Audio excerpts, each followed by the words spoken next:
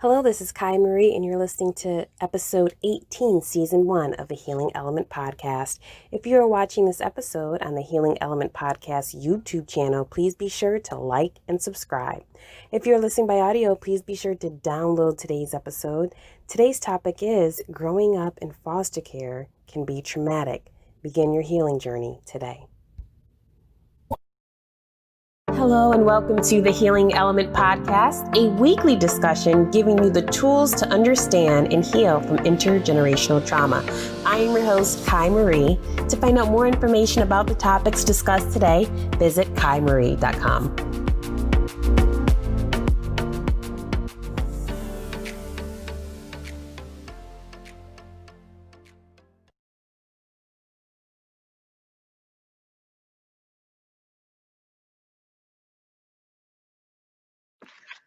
Hi, this is Kaii, and welcome to the Healing Element Podcast. I'm so excited to have a very special guest coming back to the podcast. We have Dr. Hannah Jones, so happy to have her with us again today. Our program title is Growing Up in Foster Care Can Be Traumatic. Begin your healing journey today. Today we're going to be talking about why is it that growing up in foster care could be traumatic for people, and also even though you could have had those traumatic experiences, it doesn't mean that you can't or you're unable to start your healing journey. So Dr. Jones is going to share with us some things that you may experience growing up in foster care and how you can begin to heal. Very, very important. For those that did not listen to our last episode with Dr. Jones, in which we talked about childhood trauma. Dr. Jones, again, welcome to the program. Can you please introduce yourself to those that may have not listened to our last broadcast together? Sure. Thank you again for having me. It's a pleasure to be here. Mm-hmm. So I am an assistant professor at Regent University in Virginia Beach, where I teach in a PsyD program, a doctorate of psychology program, and I sort of hold the child niche in that position. So I come in with a lot of experience working with children and families in communities. So I have trained and worked in a lot of different settings, but perhaps the most relevant is where I completed my pre-doctoral internship and my postdoctoral fellowship, which was a community mental health clinic in Oakland, California. Mm-hmm. And when I worked there, most of the referrals, like the overwhelming majority of referrals, from the child welfare system.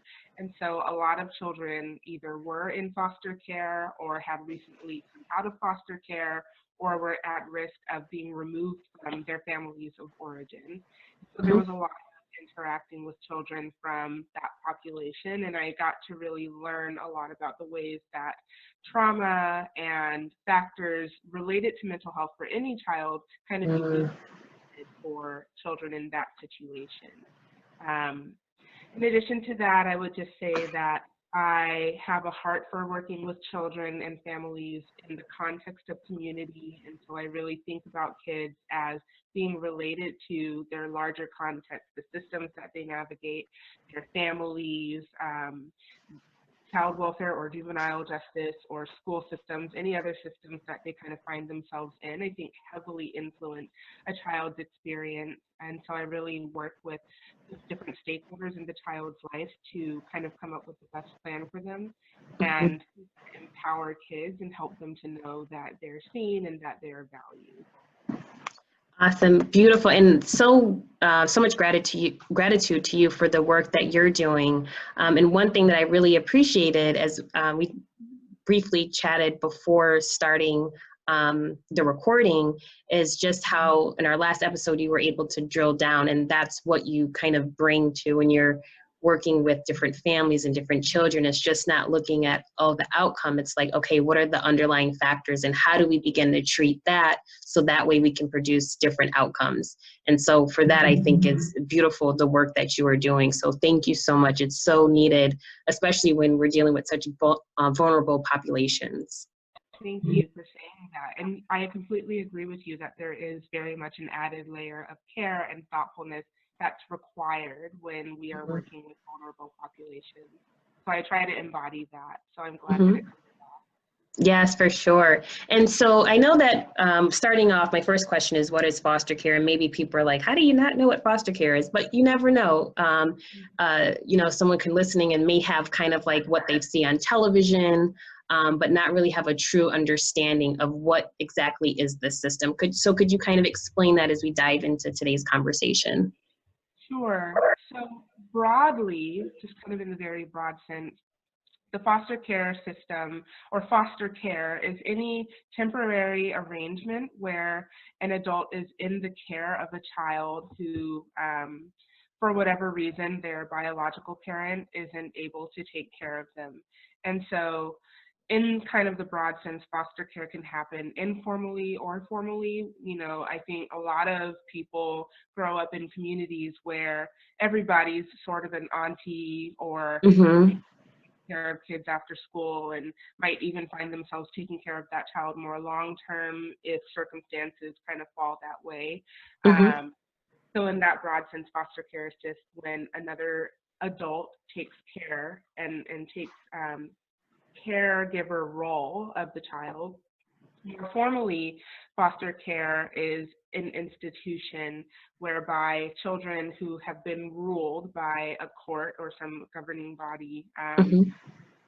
that when it so if it's been ruled that the parent for whatever reason is unable to care for the child, then that child is formally placed in foster care, where they are now in a foster care system with a record, and it's indicated that this is a family or a caregiver that they will be placed with for a temporary amount of time. And usually when children are referred into foster care in that way, there's a process where parents can regain custody if they meet certain requirements.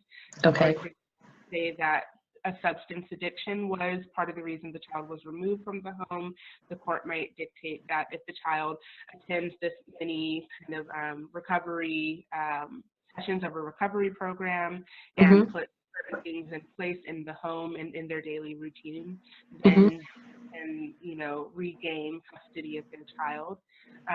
Alternatively, foster parents, there are certain programs where foster parents can foster with the intent to adopt after a certain period of time. Okay. Um, and so what happens once the child enters into foster care varies pretty widely. But in general, it entails a more formal process of adjudication and deliberation. Okay, so if a child was placed in foster care, could an aunt or uncle, could that person kind of come in through the judicial system and be deemed that child's foster parent as well? Does that happen sometimes? That does happen. Actually, there's a lot of research that says that children who get placed with kin end Hmm. up having more positive outcomes. And in a way, it makes sense because usually when there's an extended family member who can take care of the child, there's already some sort of pre-existing relationship there. And so there Hmm. may not be the same kind of um, abrupt transition that might happen if a child's to be removed from the home and then placed with someone that they've never met before. Right. Different level of adjustment, as well as just kind of some of the, I think, familiarity and comfort that can come with being with someone that you have familial ties to, even if you don't know them that well personally. So kinship placement is usually it's best practice. Hmm. This is what I've learned for people to try to place children with kin, and ideally placement outside of the family only happens if that's not an option. Okay, so it is preferred for to find someone within the family that would be able to take care of the children. It's Okay. preferred. Of course, that's not always possible, and I Hmm. can't for how every kind of child welfare system of every state operates, but Hmm. in general, what I've learned is that that's kind of the best practice. Okay. And what are some of the reasons that that would happen to a child where a child would be taken from the home? I know that a lot of times we think of like drug and alcohol abuse. Are there other factors too that could play a role in that? Sure. Yeah, so outside of substance use, there could be any number of reasons. Let's say that abuse was reported and CPS intervenes and finds that that claim of abuse is substantiated and that it's not safe for that child to be in the custody of the caregiver at the time, that's a case where removal from the home might happen. If it's just clear that the parent is unable to meet the emotional and behavioral needs of the child. So, for example, if the child is, having severe mood problems and behavioral problems and is a danger to themselves and to other people, typically the first step for them wouldn't necessarily be foster care. It would be maybe a high kind of structure residential home or inpatient care. But if the parent was demonstrating that they just didn't have the capacity or weren't willing to put into place whatever recommendations were given to them by professionals, that could be an for removal from the home. If parents say we're just elderly and unable to keep up with the child, a lot of cases of removal from the home are not explicit abuse and neglect in the ways that we imagine, where they're intended and planned, but more so cases of sort of passive neglect or abuse, where parents might be trying the best they can to take care of their children and just don't have the resources that they need internally or externally. I've seen a number of kids be removed from the home just because, their parents are working multiple jobs and doing what they can to provide clothing and food and shelter, and it's just not happening. And in those cases, again, kinship placement is covered. And the goal is for that placement to be temporary and to help the parent have the supports that they need to be able to build up the capacity to care for the children so that they can come back into their care. Unfortunately, it doesn't always happen that way for many, many reasons, but that would be the overarching goal. Wow. And so for a family to, this is again, if trying to keep the child within the family, when that's something that does work, I imagine that there's certain requirements or something that the family must have to show that they are able to accept the child and that they have the capability to take care of them. Yes, I would say so. Now, I'm not as well versed on what those are, and I imagine that they vary probably from one locality to the next. But I do know that there's a pretty intensive process of qualifying for becoming a foster family or becoming an adoptive family. And so there's generally, to my understanding, a process of vetting and interviewing and observing the home, training that kind of happens on the front end. I think that also happens if, in the case where there's, say, an aunt, mom's sister can take care of the child. At the very least, there's kind of some training and information that happens before that placement is solidified. Okay. All right. So so that means, okay. And so now kind of talking a little bit about the structure of it, now diving into how this could affect the child. So first, the traumatic experience has to be just the removal from home, or maybe the experiences that led up to that removal. Now that the child is now in foster care, what are the traumas now that they may experience? Yeah. So I think it's fair to predict that there is probably some degree of trauma present for a child who's been placed in foster care. And at the same time, I want to be cautious just because I don't want to create kind of an overarching blanket statement. I think there's a way that we can miss the resiliency and the strength and the capacity for growth of children.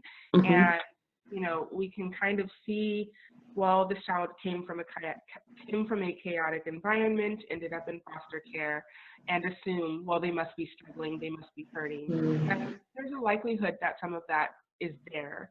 And it might be that there's a lot more to the picture that gets missed if we're only focusing on how poorly adjusted this child must be. Does that make sense?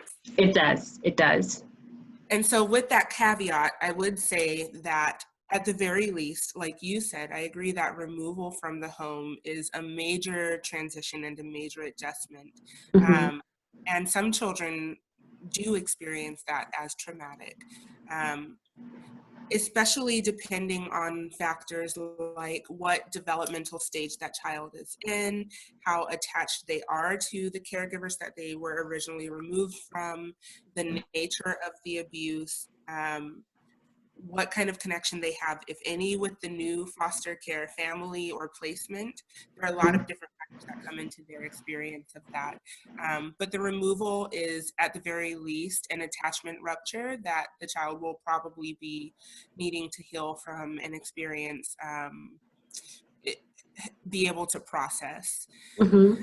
In addition to that, I would say that when there's a removal from the home, there's reason for that, right? So Right. CPS in general does not take that lightly, and it's not a first step as far as intervention. So when a report is made or it's clear that caregivers are unable to care for the child, often CPS and other social services agencies will try to put interventions in place that will allow the parents to maintain custody and maintain care of their children within the realm of what's possible. So Mm-hmm. it's really when that is absolutely not possible when children enter into foster care.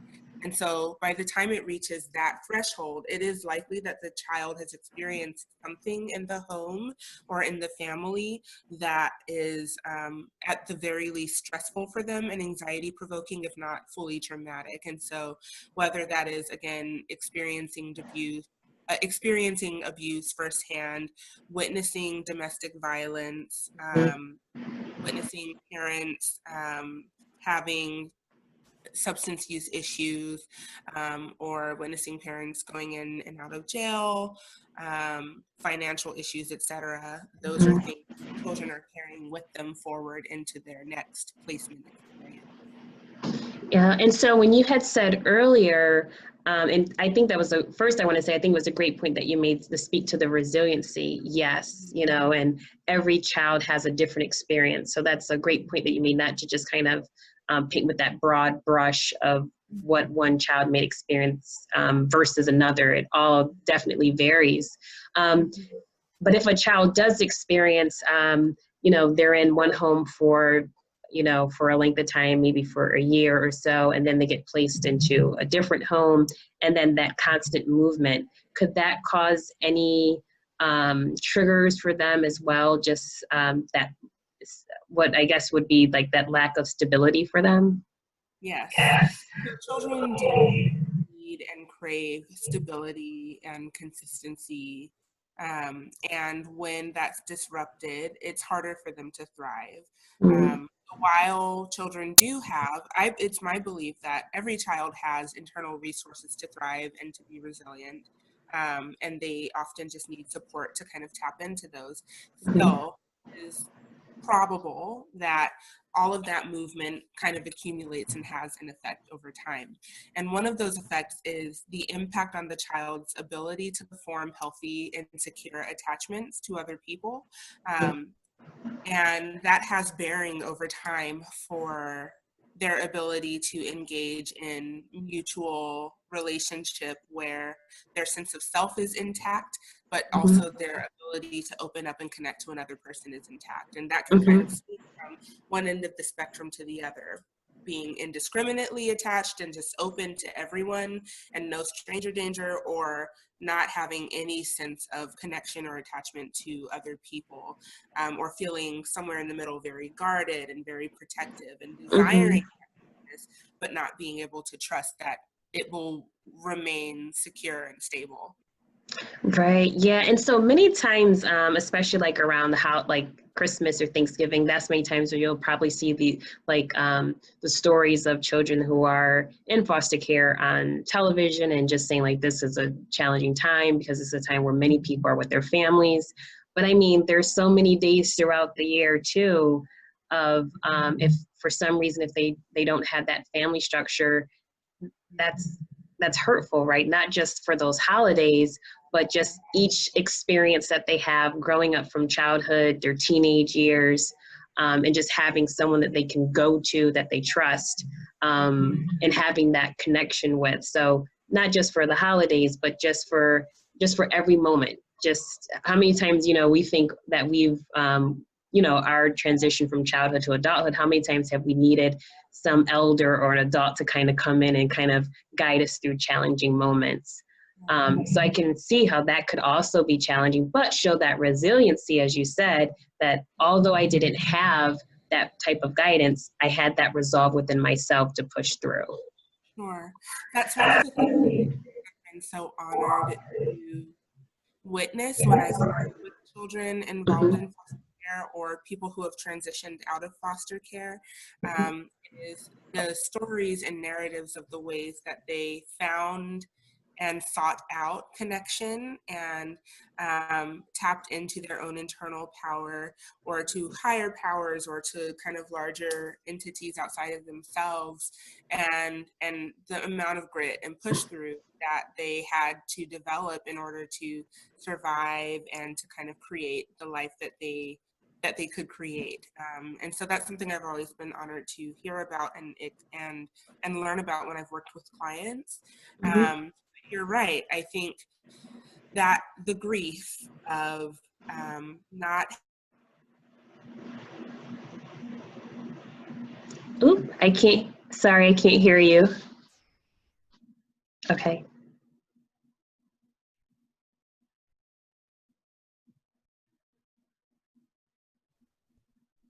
Okay. There we go. Yep. Yeah. So Wi-Fi, remote. No worries.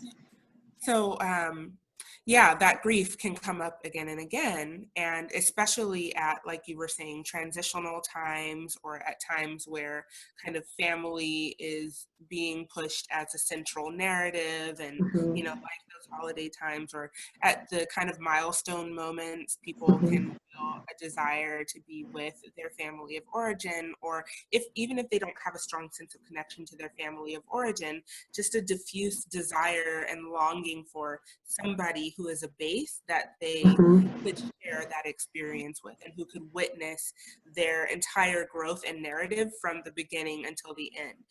What those of us who have not experienced foster care or experienced multiple caregiver placements over time have the privilege of is having people who hold our story. So my father was able to tell me what I was like when I was 3 years old, right? And tell me what elements of that I retain now and ways that I've changed and grown.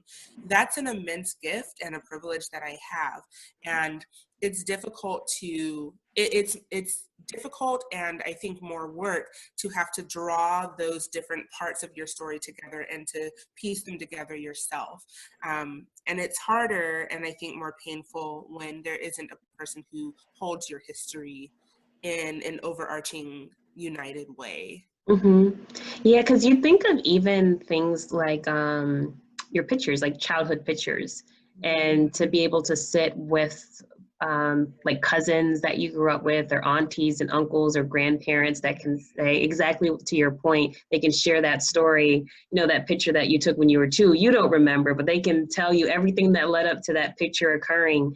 And honestly, we can take it, really not take advantage, but not really appreciate it because we have it, we've experienced it, we know what it's like to see our baby picture and have the story around it. But to have maybe those gaps or have pictures up until a certain point and then there isn't anything, like that part of that story is missing, and maybe that means that someone wasn't there to have that shared experience with that particular child. Right. Yep.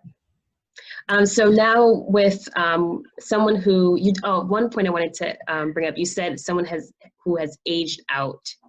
I believe, hopefully I said that correctly. So what does that mean if a child has aged out of the system? Yeah. Or foster care, I should say. Sure.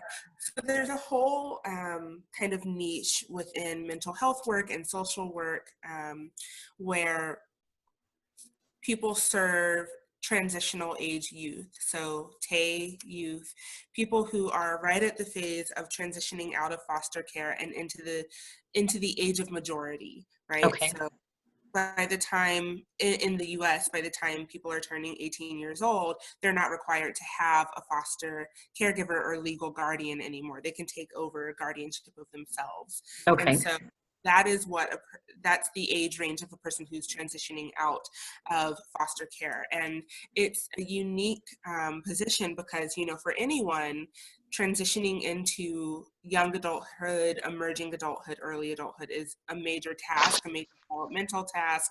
It's a constant flux and adjustment situation.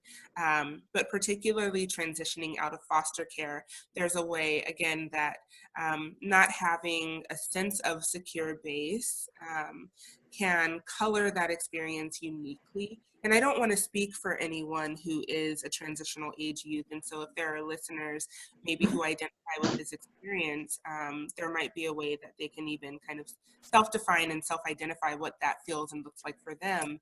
But just kind of gathering from what I've heard from people that I've worked with.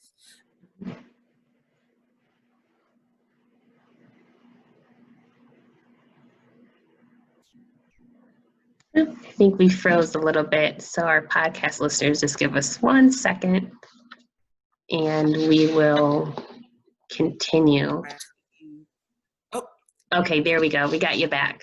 Okay, I'm sorry about that. So I was saying that just gathering from the experiences of people that I've worked with, there can be a way that that transition can entail a sense of having to define adulthood for yourself and having to decide what lessons you're going to bring into adulthood.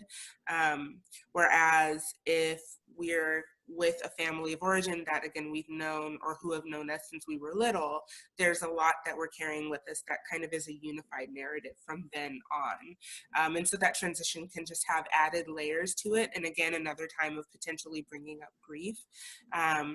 But that's also not to say that all children transitioning out of foster care have that experience. There are a lot of people who are placed with foster care, placed in foster care, who develop very strong ties with their foster family and experience that as their primary family of origin and have secure, healthy attachments with their foster families. And so I want to acknowledge that experience as well. For sure, for sure. And so for those that have aged out and maybe eventually they're going to start their own families, right? And so they can create that family maybe that they, in the certain cases, maybe they didn't have, and now they have the opportunity to do that. Do you think, in your experience, what you've seen, have they typically face any type of challenges, just maybe because if their experience was kind of moving around a lot and not really seeing it, right? Not really seeing that type of family structure, could that cause some problems? Not that they can't work through it, of course. As we said, people are very resilient that they can work through it, but could they face some challenges to kind of really like, so what does a family structure even look like? Right. So this is where I can bring in some kind of psychoeducation around attachment. There's a theory that there are kind of 4 primary attachment styles that sort of define and characterize the ways that we connect and relate to other people. And so those 4 styles can kind of be described as feeling secure, meaning that you have a sense of self and you have a sense of healthy connection to others, feeling anxious, so having a desire for connection, but sort of feeling very anxious about that connection and being, in a word, sort of clingy. Being avoidant, so not having a strong desire for connection and tending to avoid close relationships, and then disorganized, where there's kind of a desire to connect, but also avoidance and also anxiety. And that typically arises in situations where caregivers are both constant and stable, but also abusive or unpredictable. And so the ways that we learn to attach to other people have influence and bearing on how we develop relationships over time. And so if you have a child who, for whatever reason, say multiple movements plus an early attachment rupture, doesn't have a sense of ever having sort of a secure, consistent, stable primary attachment, then it would be difficult for them to develop that later on in life. And, you know, I do think there can be this expectation societally for us to, you reach a certain age and you connect to someone and then you fall in love and then you build whatever life with them that you're going to build. And in reality, the story is, I think, much more complex for all of us, but particularly when there is that attachment, those attachment components at play. So I would say that is one kind of element. But again, I do think that there are ways that people seek out just naturally and intuitively healing relationship. And so many people are able to start to experience new types of connections and be able to transfer that into the long-standing family connections they want to build for themselves. So we hear often about people talking about when they had their child, they experienced a love that they've never felt for anything or anyone before. That can happen for anyone, including people who have early attachment pain.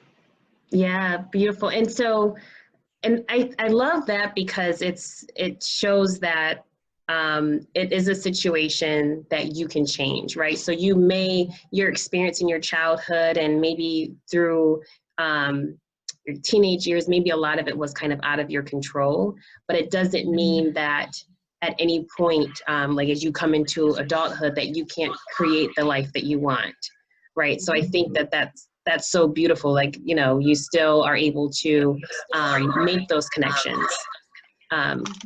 So I think that's beautiful and an important story to share. And again, as you said, and I want to keep emphasizing this, everyone's story is different because someone else could listen to this and say, oh, you know, I had a totally different experience.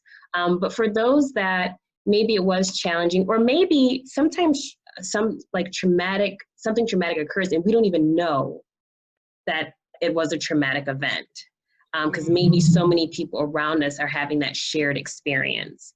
So if we have any of our listeners who were in foster care and they say, you know what, maybe I notice a pattern of of connecting with others, or just having that connection being open and not guarded. Now, I will say this: you don't have to go through foster care to have those experiences of a hard time with connecting with people and having your guard up. I mean, you know, not to say that at all, right? Like you can have your family and your structured family and everything, and still have those same type of issues that you deal with. So I just wanted to make that clear. But if someone has grown up in foster care, maybe there was a lot of moving around and it was hard to connect with their family. For them, do you have advice on how maybe a few steps that they could start on their healing journey, that they can start to build those connections? Sure. I like what you said about the fact that anyone can achieve secure attachment, and I wholeheartedly agree. And I think it's important to keep in mind that a secure connection with another individual, especially in adulthood, entails mutuality and reciprocity, and entails an earning and a development of trust and connection. And so I think, again, going back to the two extremes, we can fall into the camp of, well, nobody has earned my trust or connection yet, and that's self-protective, and that develops for a reason, and it serves a purpose, but it might not serve an adult who's transitioned out of foster care, or someone maybe who's even still in foster care but starting to form these connections. It might not serve them anymore, right? It might not be self-protective, or it may be still self-protective, but it also may be more harmful than it is protective. And so start to learn what it feels like to trust and to engage in relationship and to allow the possibility of mutual reciprocal connection. On the other spectrum, I would think about allowing people to earn your trust and your connection. So that indiscriminate attachment kind of comes from a sense that anybody can be a secure base, and what that does is leave people vulnerable to harm, because unfortunately not everyone is able to take the care of you that you deserve, and not everyone has that best intention at heart. And so being able to think about in what ways is this person demonstrating that they have earned my trust, or that they have earned my opening up kind of the deep and tender parts of myself to them. Mm-hmm. I would preface with kind of those two things. I would also just kind of think about creating a story. So a story about relationships, a story about life. What is my understanding of how I've navigated relationships from early on until now? What are some of the patterns that I recognize? Who are some of the people that I've been drawn to, and what about them was I drawn to? What elements of ways that I've developed of connecting do I want to keep, and what maybe isn't so helpful for me anymore?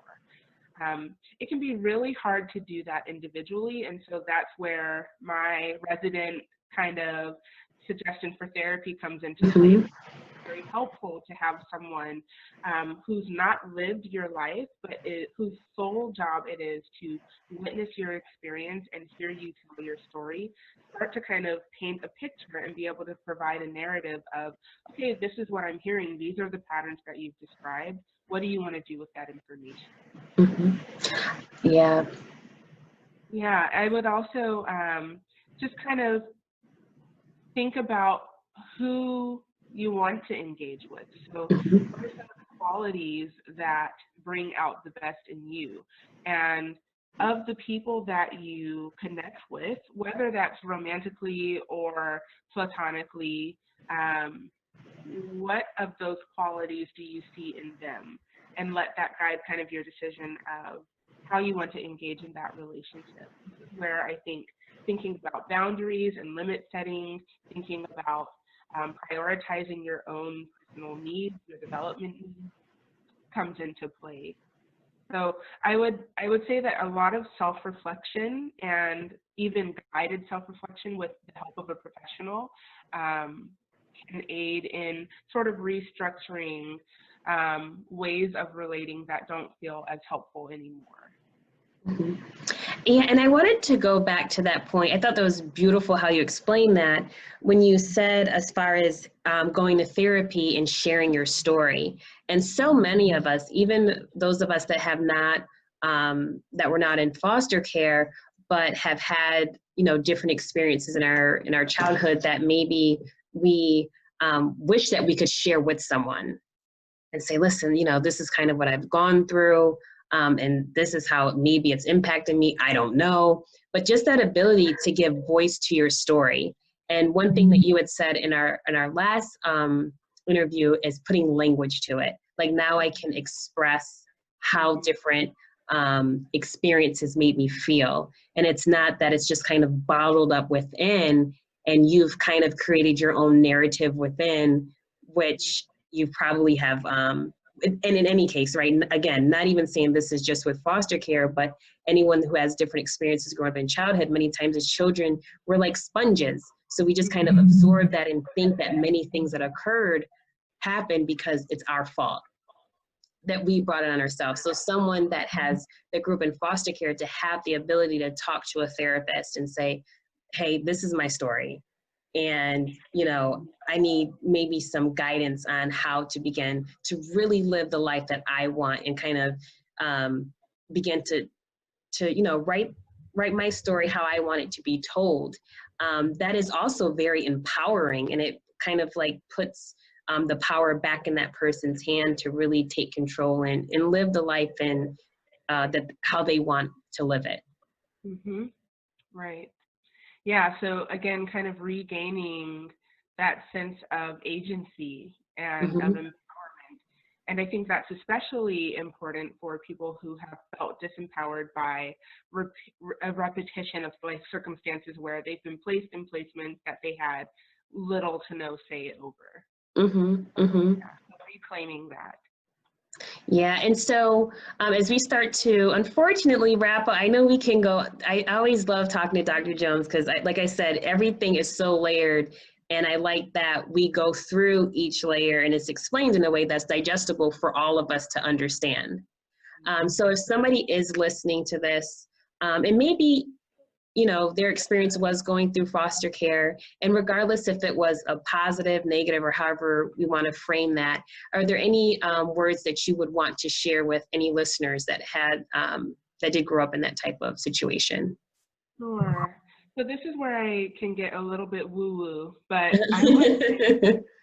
I would say to honor your own experience first and foremost, that whatever your experience of being in foster care was is valid and it's yours, and nobody can take that away from you. So I think there's so much about the way that we think about foster care. There are a lot of perceptions probably about what a family of origin situation must be for a person to end up in foster care. Again, there's a lot of narrative about what the foster care system must have been like for the child and what their experience must have been. But you know what your experience is more than anyone else does. You're the expert of your own experience. And so trust your expertise and allow yourself to intuitively tune in to what you need and pursue that. So for a lot of people, that is therapy.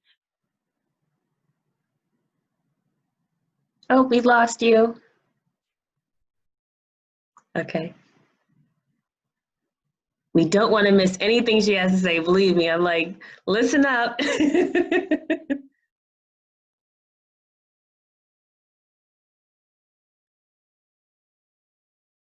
it 1 second, guys, if you're on the podcast. Okay, and we're up.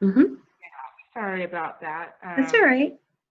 So I was just saying that you're the expert of your experience and to trust your expertise, to intuitively tune in with yourself. I think that's helpful for forming your own narrative and then entrusting other people to help you develop the future, you know, the rest of your narrative. What do you want your next chapters to look like? I would also just say to honor your own personhood. And so as you're kind of determining who you want to attach to and how you want to do that and what you want your relationship to look like, to honor that you are a person within your own right, unique, and really able to know and to articulate what it is you deserve and what it is you need. And so you can choose who you want to help get you there, right? I know that there can be a lot of circumstances that might make that hard, but you have some agency, you have some power, and so tap into that and help people to know what you're okay with, what you're not okay with, what you need, what you don't need. No, I think that's awesome. And sometimes, I'll be honest with you, it takes someone just saying that, like, you have the power to make choices. Sometimes we just need to hear that. And then that can kind of strike that chord within us to say, you know what, she's right, I do. Yeah, right? I've definitely been in that position. So those can be very empowering words. For sure. And so, Dr. Jones, if anybody listening wants to connect with you, I mean, I think I may have said this on the last interview, but I saw your work on Instagram, and that's what led me to say, I need to reach out to her because I love the work that she's doing, just bringing awareness to mental health and just kind of speaking honestly and openly about the many challenges that we face, and you no longer have to deal with those challenges in silence. So if anyone wants to reach out to you, what's the best way for them to connect? Thank you. And again, I'm so glad that we follow each other on Instagram and Yeah. that you found me. I'm grateful that we've been able to connect. So my Instagram account is the best way to reach me. I'm active there. I'm responsive there. You can always just shoot me a message. And that is Dear Dr. Jones. That's DearDrJones. All one word, no underscore or anything like that. And on that account, I also have contact information if you ever want to reach out to me for inquiries or to connect further. Awesome. Well, thanks again, Dr. Jones, for joining. I put Jones and joining all together. So thank you so much for joining today. It was awesome, again, to have you back, dropping some jewels for us to really think about and really take in. I think so important that, yes, no matter what happens in our life, we can always own our story. I think that's an awesome note to kind of to leave with. And for those that are listening, please be sure to subscribe to the Healing Element podcast. If you are watching, be sure to give this video a thumbs up and also like and share, and be sure to subscribe. If you would like to learn more about the services that I offer, please visit me at kaimarie.com. With that being said, you all have a great day, and I'll talk to you soon. Thank you. Take care. Bye. Okay. I like it. Good. Thank you. While you were, can I show you this? Oh, yeah. While the interview was going on, my whole thing fell.